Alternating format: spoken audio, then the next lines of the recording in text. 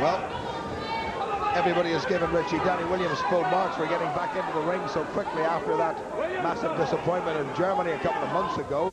But has he bitten off more than he can chew? Well, I'll tell you what, Jim, I mean, he needs a victory tonight, and he needs a confidence-boosting victory also. I mean, he's got to win well tonight here, but he's going about things the wrong way at the moment, and that's a little bit better behind the jab, but he certainly doesn't want to stand toe-to-toe with a guy who's got a terrific weight advantage over him. Williams going to the body for the first time, good right hand round the corner, but this huge Australian comes storming back. The Australians have never ever had a Commonwealth heavyweight champion since professional boxing began. And Big Bob Mirovic is going about it in pretty decent fashion. So it's just little spurts from Williams, Richie, and he needs to be doing more. Yeah, he needs to be doing more, and that's where he should be, the centre of the ring. But again, he's being pushed back to the ropes, and that's negative from Danny Williams. He's allowing his opponent literally to crawl all over him, and that's a little bit out of order there, you have to say.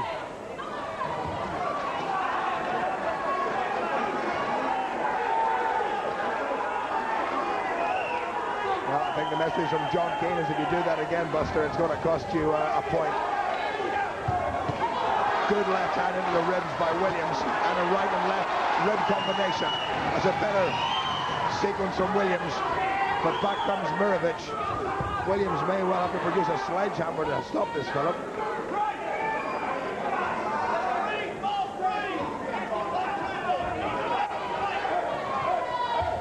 Giving away nearly 20 pounds in weight, Williams, a rare occurrence for him. Minute to go to the end of the round. Low left. Oh, that was low. Oh, boy, oh, boy. Mirovic down in Williams' corner. Williams told to go to the neutral corner. That left hand from Danny Williams was very low indeed. And Hector Roca in the corner, Williams' corner, where Mirovic is saying to Williams to come forward. So a serious telling off for Mirovic for nearly pushing his opponent out of the ring, and an equally serious telling off for Williams for a low blow. The clock will have stopped to allow the Australian to get his win back, and again, thanks to the cup projectors, he's not too badly hurt. Better by Williams. Good left hand by Williams. Williams going for the finish. Good right hand by Williams. Mirovic is so strong. 30 seconds to go. Can Williams finish into the fourth? Mirovic is starting to wobble.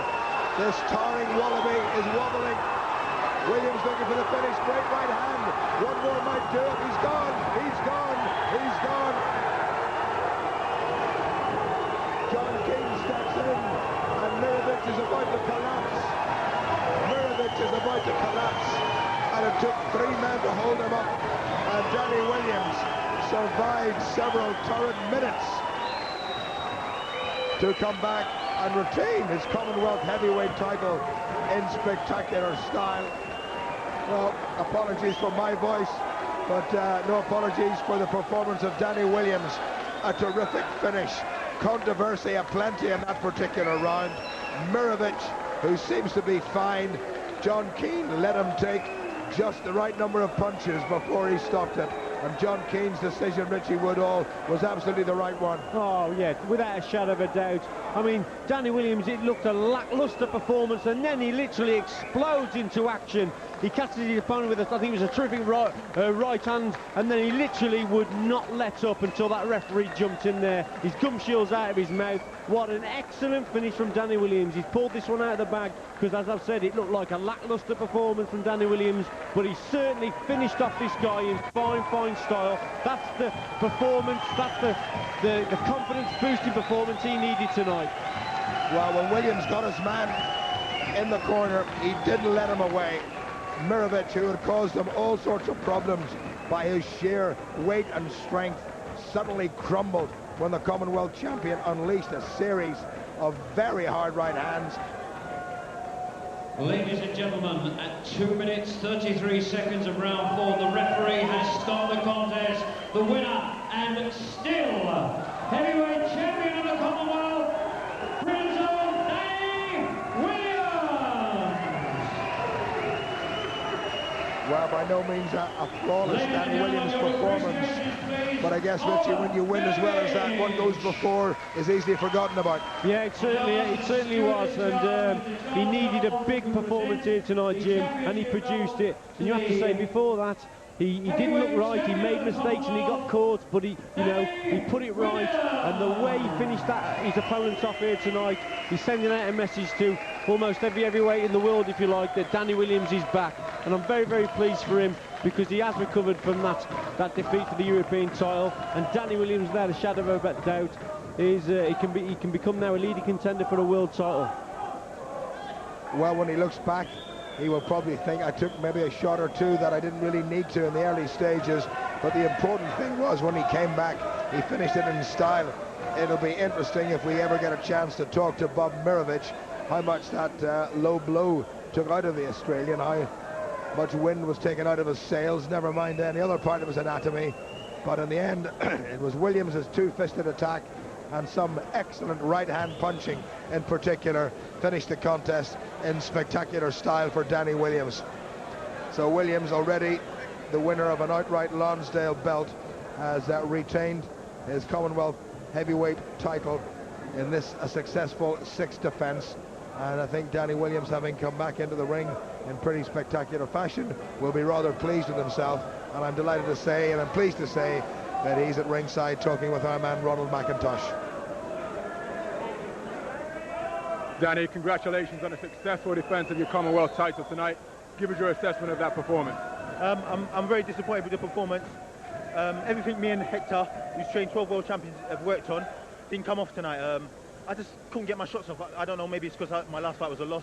You know, mentally things wasn't coming off. But you know, praise be to Allah, alhamdulillah, I got the victory, and that's the main thing. But that wasn't the sharp Danny Williams that what was in the gym. So was it perhaps a hangover from that loss to Samuel Sam, as you said, that made you appear so lethargic in the early stages tonight? Yeah, definitely. Mentally, I didn't think that would bother me. Just mentally, but subconsciously, maybe it bothered me. And you know, yeah, like I said, alhamdulillah, I got the victory, and that's the main thing. Now we can move on and improve. Tonight was an emphatic finish, devastating finish to end the fight, but he did catch you with a big left hook in round 3. Were you hurt by that shot? Big left hook. He caught me with more than one big left hook. He caught me with loads of them. I can't finish here on the monitor there. Yeah, I was just looking for power shots. Instead of throwing hundreds of shots, I was just looking for the opening, because he had his hands up quite high. And I just put in all of my power into them shots.